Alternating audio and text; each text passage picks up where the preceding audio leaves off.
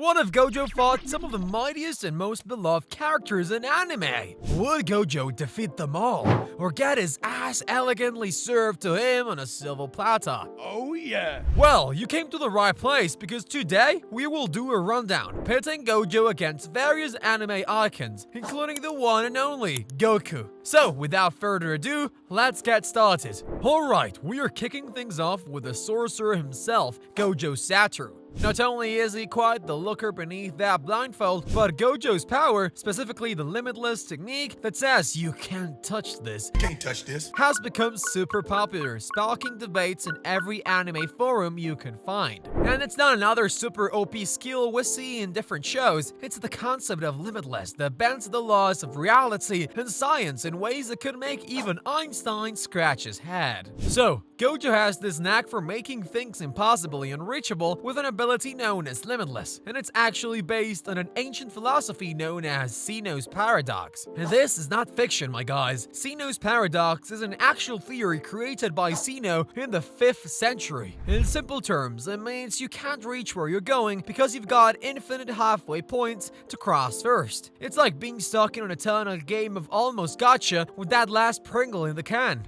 Gojo's limitless plants this paradox right into the battle scene, making himself an ever-distant target. Imagine hurling your mightiest attack at him, and just when you think it's going to land, nope! It's lost in an eternal abyss of almost theirs. But wait, it's not all defense. Gojo's also got a nasty offensive game with variants of this ability, messing with positive and negative energies, creating something that lays waste to all matter in its path. So he is not just eternally distant, but also an imminently dangerous threat you can't ignore. But hey, we are not here to get PhDs in Jujutsu physics. We are here to pit that mind-bending power against the beloved anime icons. Without holding anything back, our first contender has one of the greatest anime ever made. It's none other than Luffy.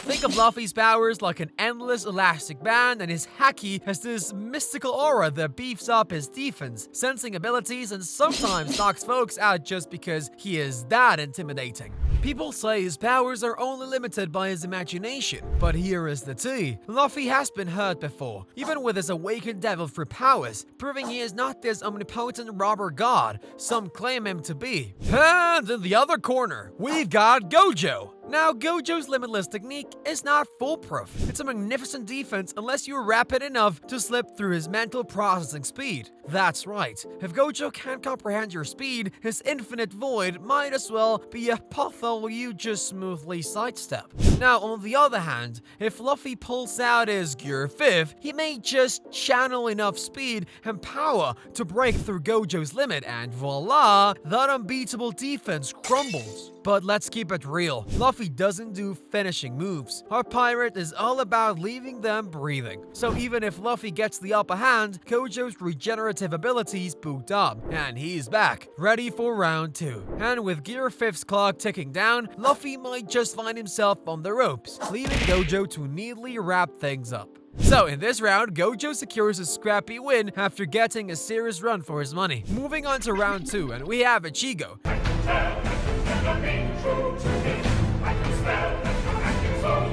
In this epic clash, many argue that Ichigo would prevail, despite Gojo's formidable abilities. Ichigo has showcased stamina and endurance that far exceeds those of ordinary beings, even within the high stakes and energy demanding context of battles. There is an instance from the anime where this guy and his buddy Renji went toe-to-toe with his archers for a whopping 71 hours, and all they needed was a little H2O break? Talk about goals. Meanwhile, Ichigo's not just tough. This dude can take hits that would obliterate planets, possibly even universes. So let's tip our hats to his Vasto Lord form, literally tearing through dimensions, and his true Bankai combining with his Bluette vein. Could Ichigo just yeet Gojo out of existence? Well, the answer is yes. On the other hand, in terms of sheer destructive capability, Ichigo's Mugetsu is on a different scale altogether. This move shattered Heido 99 defined by almost god-level Aizen, suggesting Gojo's smart-to-pants battle IQ might not save him from being utterly obliterated by Ichigo's might.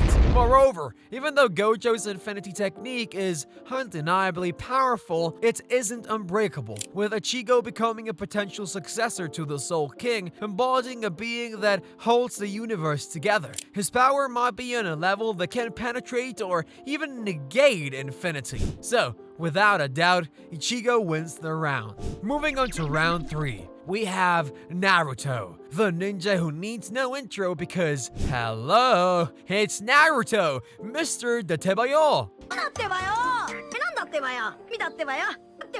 Now, fans think Gojo's infinity can mess with a 4th-dimensional truth-seeking orb, but hold your horses. There's no solid proof it can operate on that 4D level. Sure, his hollow purple tore through Toji's 4D worm inventory curse, but that worm's not purely 4D. It's basically a doorway to another dimension, not the dimension itself. So, let's envision Gojo possibly biting off more than he can chew against Sage Naruto. Naruto wielding Frog Might, which essentially allows him to slap you with the surrounding natural energy without actually having to touch you. But what about Hollow Purple's imaginary mass, making it faster than light, right? Well, even if you somehow prove that Sage Naruto can't dodge it, you know who definitely could? That is Six Paths Naruto. Her ninja has been dodging light speed attacks since the war arc, and heck, he even kicked truth-seeking orbs, which is, oh you know, on a higher durability level than Hollow Purple. So, in a hypothetical battle towards the end of Shippuden, Hollow Purple might just be a mild inconvenience for Naruto at best. Bringing this round to an end, Sage Mode Naruto and Gojo might have a speed and power face-off with maybe a pinch of comparable might. But once Naruto amps it up to 6 paths, that's different. And honestly, slightly disastrous story for Gojo. Hence, Naruto wins. For round 4, we have Natsu, who has been an always outstanding sorcerer in the world of Fairy Tail. This young man's dragon-slaying fire is virtually unbeatable unless the opposing sorcerer can withstand a barrage of extremely high-temperature blasts. But wait, there is Satoru Gojo, a guy who just might stand a chance against Natsu's heat. This jutsu sorcerer has already proven his heat resistance when he was unwillingly pulled into Jogo's domain. When it comes to Gojo's limitless technique, Natsu overcoming it seems like a slim possibility. Even if he somehow manages to, what happens to Natsu's flames when her fiery young sorcerer is sucked into the infinite void?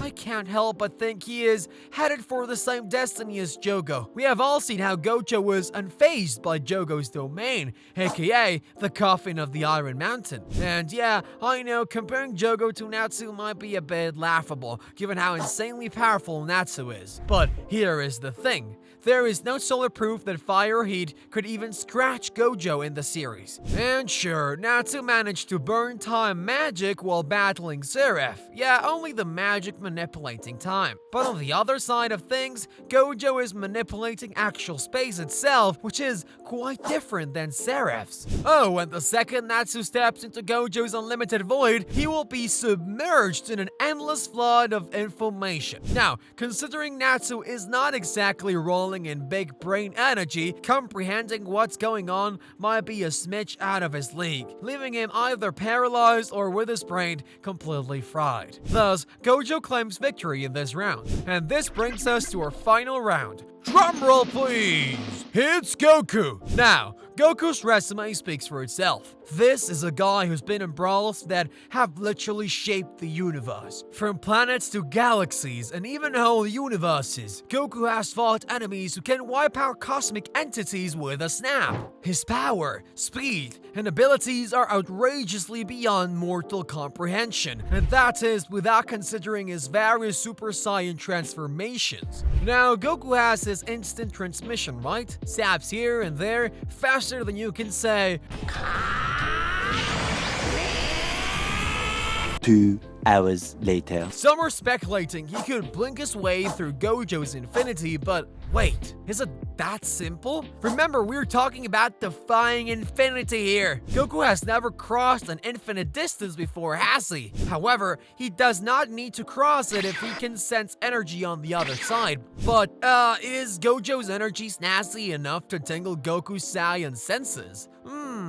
And in terms of Gojo's techniques, they all have something to do with matter and energies that exist around us. But Goku, on the other hand, has shrugged off energies that erase beings from the existence, the kind that takes ghosts and 4D entities out of the cosmic equation. So, Gojo's molecular level shenanigans might just be a joke in front of Goku's unimpressed eyes. But dare we bring Gojo's infinite void into this case, Ultra Instant Goku might just sidestep this, continuing the battle while obliviously understanding the universe's mysteries, because you know he is Goku. Even understanding the meaning of life, the universe, and everything won't distract him from a good brawl. So, does Gojo's control over time and space carry any weight against a Saiyan who can literally punch through the fabric of existence? Remember, when Goku broke through its pocket dimensions with a sheer power, if you can punch through space-time, what's a little infinity going to do? Hence, this is an easy win for Goku.